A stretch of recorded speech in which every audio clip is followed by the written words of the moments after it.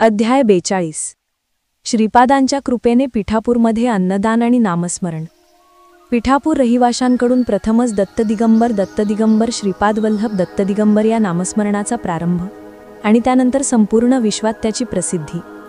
श्रीपादांनी आपले आईवडील बापन्नार्य नरसिंह वर्मा आणि वेंकटप्पय्या श्रेष्ठी यांना नेहमी आपले दिव्य दर्शन देणे. दुपारच्या जेवणानंतर श्री भास्कर पंडित सांगू लागले, श्रीपादांनी शूद्राच्या घरी दत्तदीक्षा देणे, तीही केवळ एका रात्रीची दीक्षा देणे.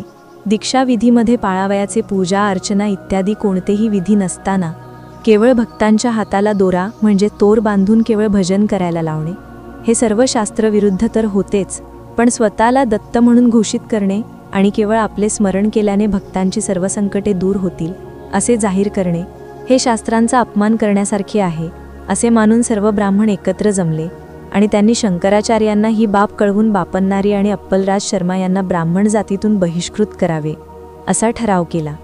तथापि इतक्यात श्रीपादांचे अकस्मात अंतर्धान पावणे हा चर्चेचा विषय बनला.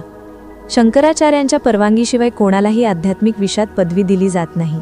अशा परिस्थितीत 16 वर्षे पूर्ण न झालेल्या मुलाला साक्षात दत्तप्रभूंचा अवतार मानणे हे देवद्रोहासारखे आहे असे त्यांनी ठरवले.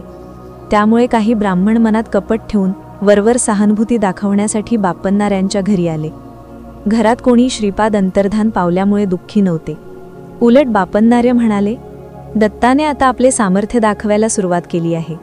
त्या महाप्रभूंनी श्रीपाद श्रीवल्लभ रूपाने आमच्या घरात संचार केला, आम्हाला दिव्यानंद दिला, आमच्या डोळ्यांवरील मायेचा पडदा दूर केला. आज ते आमच्या डोळ्यांच्या इशाऱ्यावर चालतात. त्यांनी पूर्वीपेक्षाही जास्त वेळा आम्हाला अंतर्दृष्टीने दिव्य दर्शन दिले आहे. आम्ही किती धन्य आहोत. आलेले ब्राह्मण आश्चर्यचकित झाले. ते तिथून मनात कलुषित भावना ठेवून वरवर सहानुभूतीचे शब्द बोलण्यासाठी श्रीपाद श्रीवल्लभांच्या घरी गेले. सुमती महाराणी अप्पलराज शर्मा भाऊ आणि बहिणी सर्वजण महानंदात होते. तेव्हा शर्मा म्हणाले, श्रीपादांबद्दल आम्हाला पूर्वी अनेक चिंता होत्या, आता आमची मने हलकी झाली आहेत. आम्ही स्मरण करताच ते आमच्या मनोनेत्रासमोर प्रकट होतात. आम्ही इच्छा व्यक्त करताच ते स्थूल देहाने आमच्याशी संवाद साधतात. साक्षात दत्तप्रभूंचे आईवडील झाल्यामुळे आमचा जन्म धन्य झाला. आम्हाला निरतिशय आनंद होत आहे.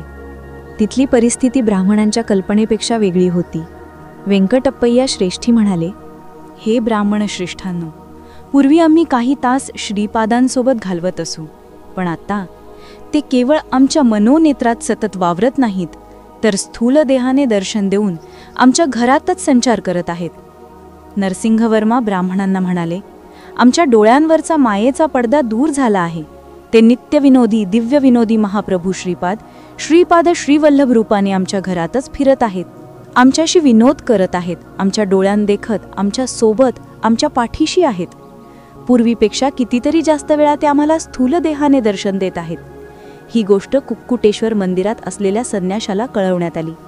संन्याशाच्या मनात धडकी भरली. श्रीपाद आपण साक्षात दत्तप्रभू आहोत हे स्पष्टपणे सूचित करून अंतर्धान पावले होते. दुसरे कोणी देव नाही तर आपलेच उपास्य दैवत दत्तात्रेय आपण आहोत हे त्यांनी सांगितले होते. दत्तात्रेयांनीच तर श्रीपाद श्रीवल्लभ रूपात अवतार घेतला नाही ना. जर त्यांचा अवतार खरा असेल तर भविष्यात आपल्याला त्रास होणे निश्चित आहे.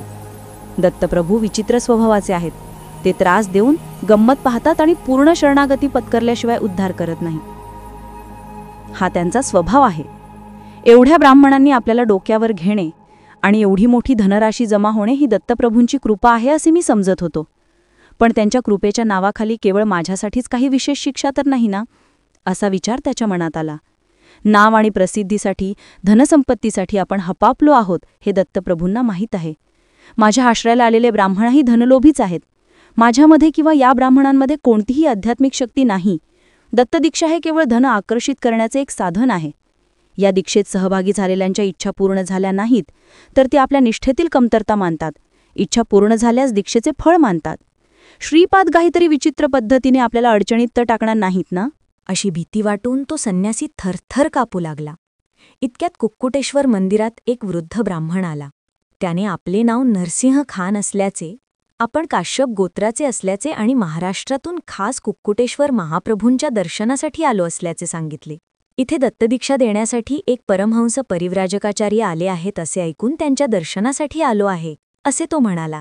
त्याने आपल्या कमरेला बरेच सोन्याचे शिक्के म्हणजे वराह लपवले होते. त्याने ते सर्व शिक्के दक्षिणा म्हणून अर्पण केले. संन्याशाला खूप आनंद झाला. दीक्षा देताना संन्याशाने कमंडलूतील पाणी वृद्ध ब्राह्मणाला घेण्यासाठी हात पुढे करायला सांगितले. ब्राह्मणाने हात पुढे केला. ब्राह्मणाच्या हातात पाण्याबरोबर एक विंचूही आला. तेव्हा त्या ब्राह्मणाचा आवाज थोडा कठोर झाला. तू माझ्याच हातात पाणी ओतलेस, मलाच प्यायला सांगितलेस. केवढे आश्चर्य! तू अनेक वर्षांपासून मिळवलेले तपह फळ मला अर्पण केलेस.